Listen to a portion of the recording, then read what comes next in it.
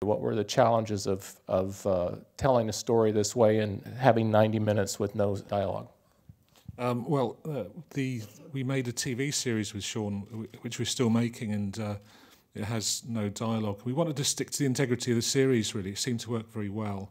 And some of the best episodes are quite cinematic. They're quite like mini films. And I think what tempted Mark, my co-director, was the idea of making a modern-day silent movie, because we're so used to films with dialogue. It was really nice to get into that frame of mind where you're telling a story purely through images, and that was a challenge, a bit of a scary challenge at the start, but a very satisfying one to achieve. What's the challenge then to hang this on Shaun when he's kind of the star of the series? What were some of the challenges you used to develop a larger story? Well, I think we sort of made two decisions fairly early on. One was that we'd start the story in the world of a TV series, which is on the farm and the characters people knew, and then we'd have to take it to a new world. And the world of the city was a kind of fairly obvious idea in terms of it's the opposite of the countryside, and we thought that's a good canvas for some fun gags. And I think the second decision was that we needed to give the characters a big emotional story to engage the audience, and actually there is a lot of emotional, there is emotional stories in the series, but but in a way the series is more like a workplace in that you've got a kind of boss farmer, and you've got a kind of foreman bitzer, and you've got the sheep are like workers. So we kind of reimagined it as a kind of family metaphor, with a sort of absent father figure, and the bits of the dog as a kind of elder sibling, and Shaun's a kind of Malcolm in the middle. And I think that gave us an opportunity to tell a more emotional story about a kind of, in a way, a family that needs to, remember that they love each other and stop taking each other for granted. Shaun seemed to me like it was a bit of a shift in that it wasn't the big features that you've been doing. At the same time, it was a feature-length film. And so talk about setting up what would work for this particular project. Clearly, Shaun the Sheep's a very well-rehearsed production because the animators come off the TV series, came into the feature, so they understand their characters very well. So in terms of production, that wasn't going to be anything new. There's going to be more of it, and there are a few more characters in it.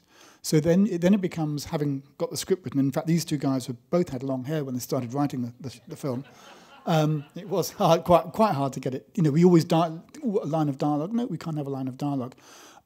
Having got the script down and the storyboard done and the story reel done, you'll then go into the logistics, which is, and these films are quite big logistical exercises because we had 30-odd sets on this, a lot of animators, because the way in which you produce a film in a reasonable amount of time is to obviously multiply up the number of units you've got.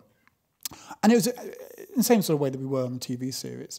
And then interestingly, not having dialogue also meant it was much quicker to do as well, because we weren't having to write dialogue and record dialogue and do line selects and editing. Huge amount of work that goes into dialogue, particularly in animated film. That was kind of taken away, which sped up all sorts of things, particularly a few reshoots that we did and a few pickup shots at the end. In fact, the pickup shots were almost shot before they'd been storyboarded because the sets were on the studio floor. The guys knew what needed to be done. We didn't have to go, find the actor, record a new line, go into a booth, line selects. So just to jump in there, just to give a shout out to our voice artists, because there were voice artists. We did actually record people, and it was for them a slightly surreal experience because we sort of said, as far as we're concerned, when we were recording we could be making Bridges of Madison County. We're taking this absolutely seriously. And then we'd almost get them, we'd discuss the emotional ideas with them, what the characters were going through. And then we'd say, but can you do it by grunting or mumbling? And they rose to the challenge. So it was quite hard for them. But you're right, the actual process of animating was much easier. So Dave number two here, so not to get confused, you're the cinematographer, and you're doing the same thing with your lights that a live action shoot would do, which is lighting, because you have actually three-dimensional sets. So at what point do you come into this? Generally, we wait until the set dressers come in. They put the sets up there.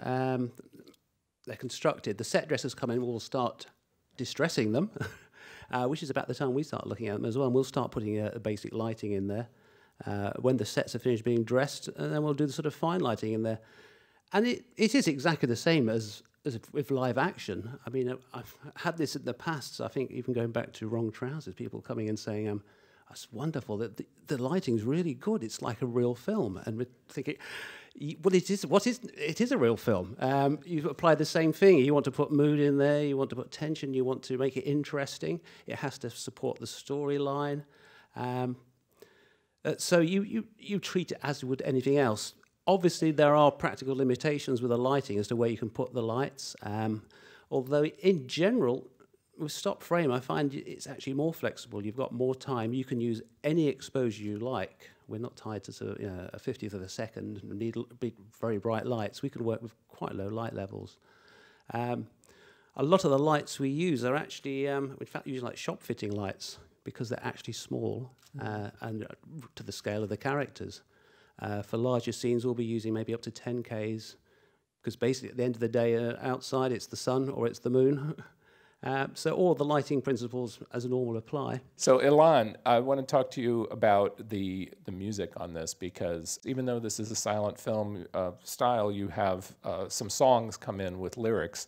And so at what point was that chosen as a way to go, and how did the placement of those work out for you? Well, that was the first job, was to write It Feels Like Summer, the opening title song, because that was weaved into the score, and then the sheep sing it, and then it comes back at the end. So it was this very integral part of the film, and we wrote that was the third. Feels Like Summer was the third version of the song. So there are a few attempts to get it right, but that was the first job, and then after that we had to do the sheep singing it. And because they couldn't film that scene until we had a recording of that.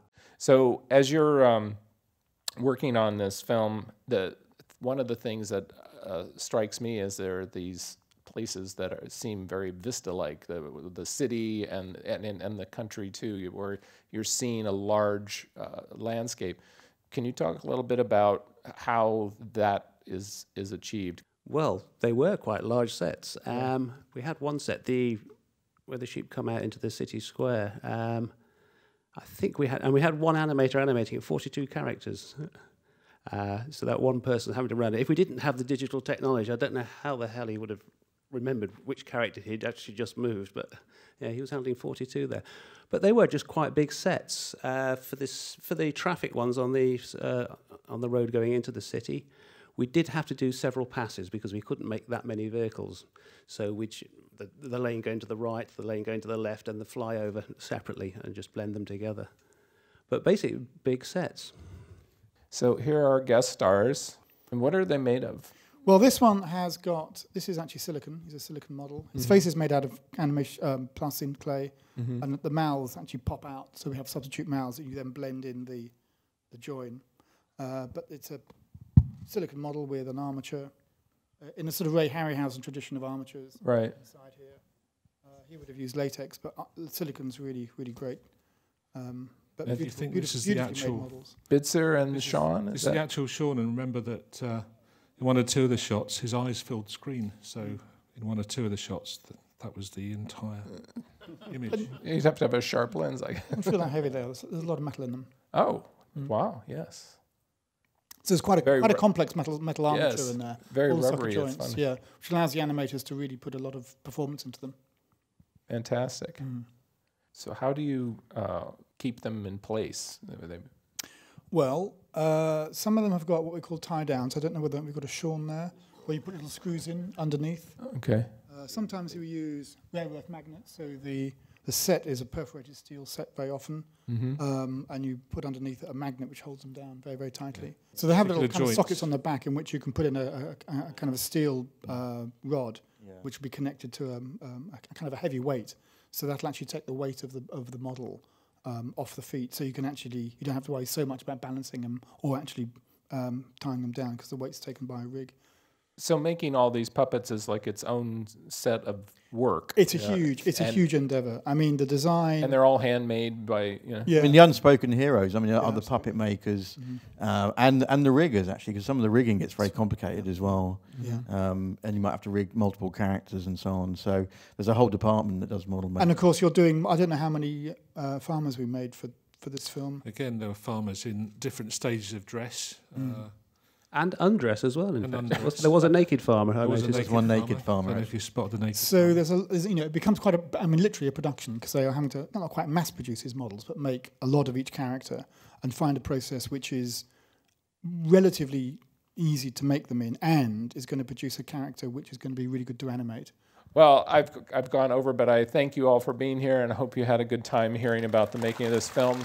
Congratulations, gentlemen. Hope you have big success with it.